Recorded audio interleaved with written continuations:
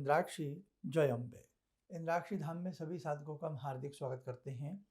आइए इस अंक में हम बात करते हैं शुक्र के राशि परिवर्तन के बारे में। 2 मार्च को शुक्र जो हैं मीन राशि में प्रवेश कर रहे हैं और मीन राशि में शुक्र का जाना उसकी उच्चा स्थिति को उत्पन्न करता है। यानी कि मीन राशि के शुक्र जो होते हैं वो उच्च राशि के होते हैं और कोई भी ग्रह जब उच्च राशि में प्रवेश करता है तो कहीं ना कहीं वो सुख देता है, कहीं ना कहीं वो विशेष लाभ देता है।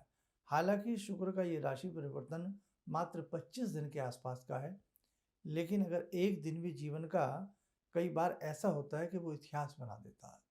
इसीलिए हम सबको मिलकर के कुछ ऐसे विशेष उपाय खास तौर से शुक्र के राशि परिवर्तन के जरूर करने चाहिए। शुक्र सुख के स्वामी हैं, शुक्र आमोद प्रमोद के स्वामी हैं, शुक्र परिवार के स्वामी हैं, शुक्र सुंदरता के स्वामी हैं। अनेकों बातों के ऊपर, अनेकों चीज़ों के ऊपर शुक्र का आधिपत्य रहता है। तो आज सारी जानकारी इस अंक में हम आपको देने वाले हैं। आइए पहले आज का हम पंचांग देखें। 28 फरवरी सन 2026 दिन शनिवार संवत 2082, फाल्गुन मास शुक्ल पक्ष तिथि द्वादशी, नक्षत्र पुनर्वसु, राहु काल 9 से 10:30, दिशा शूल पूर्व दिशा। अब देखिएगा, जहाँ फिल्मी लाइन के स्वामी भी शुक्र हैं, मॉडलिंग के स्वामी भी शुक्र हैं, सिलाई कढ़ाई के स्वामी भी शुक्र हैं, कपड़ा परिधान के स्वामी भी शुक्र हैं, ब्यूटी से संबंधित जितने भी संसाधन होते हैं सबके स्वामी शुक्र हैं। शुक्र कहीं ना कहीं जिंदगी को बहुत ज़्यादा आनंदमय बनाने वाले ग्रह होते हैं और शुक्र ही व्यक्ति के दब जाएं तो उसके परिवार में तनाव रह सकता है। पति पत्नी के मध्य वो प्रेम नहीं रहेगा जो होना चाहिए।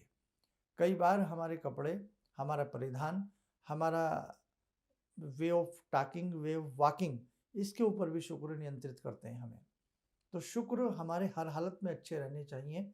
इसलिए जिस दिन 2 मार्च के रात्रि में जब शुक्र परिवर्तित होंगे, शुक्र कुंभ राशि से निकल कर के मीन राशि में जाएंगे, तो उस समय आकाश में ग्रहों की स्थिति क्या रहेगी, एक नज़र आप ये भी देखें। हमने मेष लगन की कुंडली बनाई है। तृतीय भाव में बृहस्पति, चतुर्थ में चंद्रमा, पंचम में केतु और एकादश भाव में बुध, सूर्य, राहु और मंगल की युति और द्वादश भाव में यानी कि मीन के शुक्र और शनि। शनि के साथ शुक्र जो हैं युतिबद्ध होंगे। शुक्र का मीन राशि में जाना कहीं ना कहीं शुभ स्थिति उत्पन्न करता, लेकिन शुक्र के साथ वहाँ शनि भी बैठे हैं। हमें इस बात को भी नहीं नकारना चाहिए। तो आप ध्यान करें, कहीं ना कहीं ये पड़ाव, ये 25 दिन के आसपास का, 24 दिन के आसपास का जो पड़ाव मिल रहा है हमें, ये स्थिति चाहे आपकी कोई भी राशि है, आपका कोई भी लगन है, लेकिन ये स्थिति आपके लिए कहीं ना कहीं सुंदर रहने वाली है। ये स्थिति कहीं ना कहीं आपके लिए शुभ रहने वाली है। लेकिन अधिक शुभता के लिए और बीच में हमें और अन्य ग्रह भी देखने होते हैं, जैसे कि हमने आपको पीछे भी बताया था कि जब सूर्य के परिवर्तन की बात आई थी, तो यहाँ यदि हम गौर से देखें तो हमारी ही सबकी कुंडलियों में, जब हम कुंडलियाँ अपने अपने हिसाब से, किसी का कोई लगन होता है, किसी की कोई राशि होती है, लेकिन सूर्य और राहु युतिबद्ध हैं, मंगल और राहु युतिबद्ध हैं, तो ये आंकड़ा कहीं ना कहीं कमजोरी पैदा करता है। उधर शुक्र बढ़िया अगर दे रहे हैं कोई फल, तो इधर से ये 2-3 ग्रह अशुभ फल की स्थिति को उत्पन्न कर रहे हैं। तो इसी हिसाब से हमें जब भी कोई ग्रह परिवर्तित होता है, तो हमारी कोई भी राशि हो, हमारा कोई भी लगन हो, हमें कुछ दैवीय उपाय कर लेने चाहिए, ताकि उस ग्रह की शुभात्मक स्थिति भी हमें प्राप्त हो और जो हमें अशुभता की स्थिति में ग्रह ले जाते हैं वो स्थिति भी हमारे लिए शुभ हो। तो अब हमें क्या करना चाहिए? हमें 2 मार्च के बाद एक उपाय करना है, मात्र एक बार करना है और एक ही शुक्रवार करना है। एक ही शुक्रवार में आपको लाभ होता नजर आएगा। क्या उपाय करना है, बहुत ध्यान से आप लोग सुनना और उसको लिख लेना। 7 बत्ती वाला एक देसी घी का दीप बना लें और गाय का घी मिल जाए, गोघृत मिल जाए तो अति उत्तम है, और थोड़ा सा पंचामृत बना लें। दूध, दही, घी आदि मिलाकर के जो पंचामृत शिव पिंडी के लिए बनाया जाता है, पंचामृत बना लें, 7 बत्तियों का दीपक बना लें और कम से कम आप 200 ग्राम, हमने कम से कम बताया है, लेकिन अधिकतम आपकी इच्छा है, चावल उबाल करके अपने पास रखें सुबह सुबह। अब सबसे पहले तो जो पंचामृत आपने बनाया है, 7 बत्ती का दीपक बनाया है, किसी भी शिवालय में जावें, भगवान शिव को वो दीप अर्पण करें 7 बत्तियों वाला, और उसी के साथ साथ जो पंचामृत बनाया है शिव पिंडी पर अर्पण करें।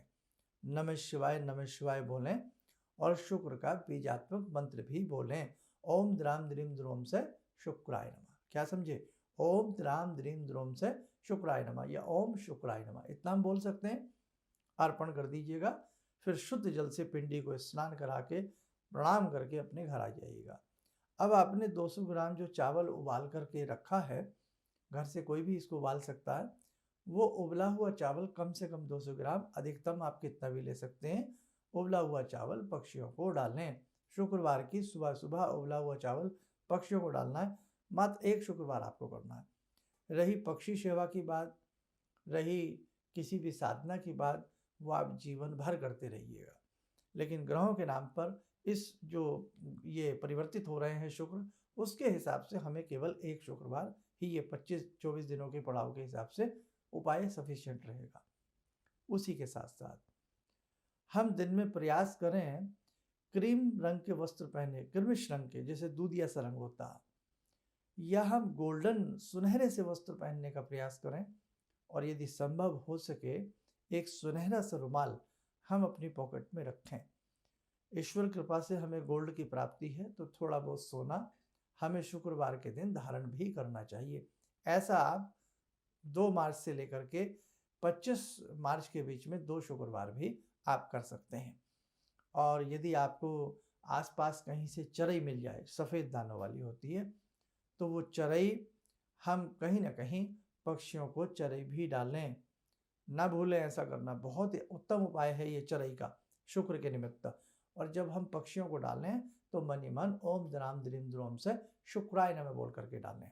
नंबर 2, गौ माता को 2 रोटी, अधिकतम आपकी इच्छा, और अधिकतम जितनी भी गायें हों 10-20 आप कर सकते हैं तो बहुत बढ़िया बात है, नहीं तो मिनिमम कम से कम 2 रोटी, बीच में थोड़ी सी मिश्री रख दें या चीनी रख दें और या गुड़ रख दें, और शुक्रवार की सुबह आप या जिस समय भी आप घर से निकलें तो 2 रोटी का सेवन, मीठी रोटियों का सेवन शुक्रवार के दिन गौ माता को आप कराएं।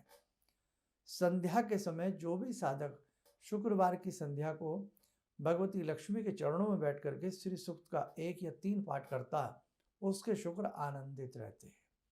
या फिर शुक्र चालीसा आप पढ़ें और मस्तक के ऊपर श्वेत चंदन लगावें खुशबू वाला, और फिर आप शुक्र चालीसा का पाठ करें। देखें कितना आपको अलौकिक लाभ की प्राप्ति होती है। तो इनमें से जो भी हमने उपाय बताए हैं, जो भी इन उपायों में से आपको लगे कि आप अच्छे से कर सकते हैं तो आप ज़रूर करिएगा। शुक्रवार के दिन किसी खुशबू वाले द्रव्यों का प्रयोग करना, जैसे गुलकंद का प्रयोग करना, इलायची का प्रयोग करना, क्योंकि खुशबू में शुक्र का वास होता है। मीठा पान प्रयोग में लाना, तो कोई भी खुशबू वाला सामान सामग्री भोजन के उपरांत ग्रहण करने से भी शुक्र उत्तम होते हैं। छोटे छोटे उपाय हैं, लेकिन करके देखेंगे अत्यधिक लाभ की प्राप्ति होगी। अब हम आपको एक संदेश और दे दें। 22 मार्च में वासंतिक नवरात्र की चतुर्थी है, तो यदि आप इस चतुर्थी में भगवती के दर्शन करने आना चाहते हैं तो 22 मार्च में आप लोग इंद्राक्षी धाम में आ सकते हैं, और प्रयास किया जाए जो भी आसपास के निकटतम क्षेत्र के साधक हैं, श्रद्धालु हैं, वो आने का प्रयास जरूर किया करें। तो 22 मार्च में यही 1-1.5 घंटे का प्रवचन भी रहेगा, और ख़ास तौर से हम अपनी साधना में कैसे बल दें, कैसे हम कष्टों से पार पावें, बहुत सारी ऐसी चीज़ें भी आपको समझाई जाएंगी। और मुख्य एक आयोजन जो है वो बहुत ही उपयुक्त आयोजन है, हमारे कष्टों के निवारण के लिए है, प्रारब्ध के दोषों के निवारण के लिए है। वो रहेगा 5 अप्रैल का। तो जो भी साधक 5 अप्रैल में आना चाहते हैं, आपके साथ आप अपने मित्र मंडल के साथ आ सकते हैं, परिवार के साथ आ सकते हैं, लेकिन श्रद्धा भाव अनिवार्य है। तो आप अच्छे उत्तम श्रद्धा भाव से इंद्राक्षी धाम में आना चाहें तो 5 अप्रैल का एक विशेष कार्यक्रम है जो कष्टों के निवारण के लिए किया जा रहा है। 11 बजे से प्रारंभ होगा, 1 बजे के आसपास तक रहेगा, और इस प्रकार के जितने भी इंद्राक्षी धाम में आयोजन होते हैं सभी निःशुल्क होते हैं। तो इसलिए आप इस प्रकार के आयोजनों में भाग लें और पुण्य के भागी बन सकते हैं। आइए समय हो चला आज की ध्यान साधना का, जुड़ते हैं जगत जननी भगवती जगदम्बा से। ॐ सिन्दूरारुणविग्रहां त्रिनयनां माणिक्यमूलस्फुरात् स्तारानायकशेखरं स्मितमुखी वापेन वाक्षोरुवां पाणिभ्यामलपूर्णरत्नचषकां रत्नोत्परां बिभ्रति सौम्यां रत्नगटस्थरक्तचरणां ध्यायेत्पराम् अम्बिकां खड्गं चक्रगदेषु चापपरिगान् शूलम्बुशुण्डिं शिरा शङ्खं संदधतीं करे स्त्रीनयनां सर्वाङ्गभूषावृतां नीलासमद्युतिमास्य पाददशकां सेवे महाकालिकां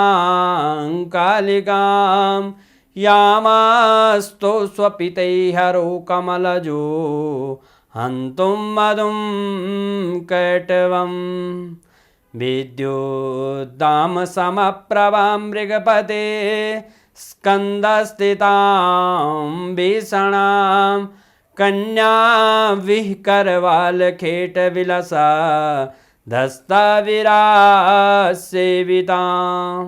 हस्तैश्चक्रगदाशिखेटविशिखां चापं गुणं तर्जनीं विप्राणामलिलात्मिकां शशिधरां दुर्गां त्रिनेत्रां भजे।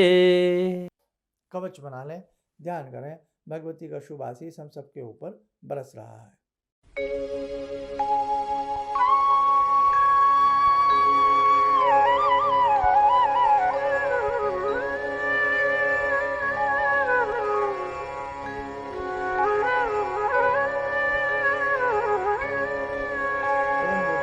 खोलें, सामान्य हो जाए।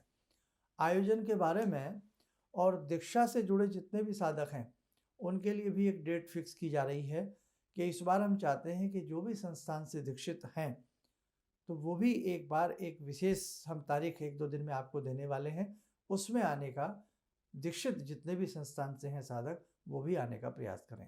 चलिए, आप सब लोग स्वस्थ रहें, सुखी रहें। इन्हीं शुभकामनाओं के साथ हम अपनी वाणी को विराम देते हैं। जय जय अम्बे। किसी भी समस्या के समाधान के लिए मिले प्रसिद्ध हस्तरेखा एवं वास्तु विशेषज्ञ प्रोफेसर धर्मेंद्र शर्मा जी से। नोट: शिविर में भाग लेने हेतु एवं व्यक्तिगत रूप से मिलने के लिए कॉल करने का समय सुबह 10 बजे से शाम 6 बजे तक। हमारे विभिन्न ज्ञानवर्धक कार्यक्रम देखने के लिए आप हमें अभी सब्सक्राइब करें, बेल आइकन को प्रेस करें ताकि आप देख सकें हमारा कार्यक्रम सबसे पहले। और अधिक जानकारी के लिए फेसबुक पेज को लाइक करना न भूलें।